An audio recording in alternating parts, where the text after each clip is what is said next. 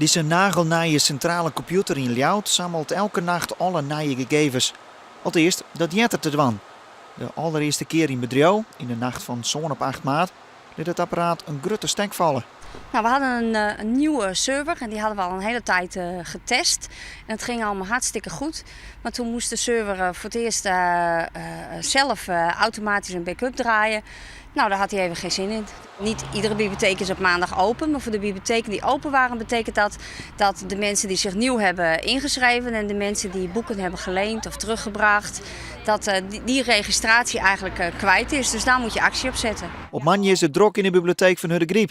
Mevrouw Radesma komt er dan wel gauw eens. Wat heb je al vorige week geleend, ik vreeg je mij?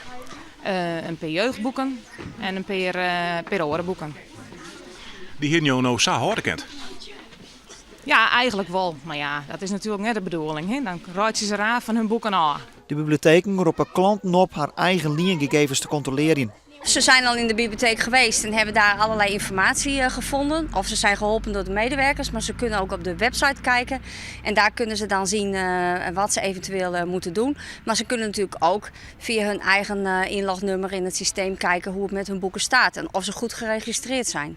Het personeel had aardig in de holle waardeverste klanten binnen. Verder we te rekenen op de eerlijkheid van de mensen. Wij hebben ook alle vertrouwen in onze klanten, want die willen ook graag weer terugkomen bij de bibliotheek. En dus wij denken echt dat de schade heel erg gaat meevallen.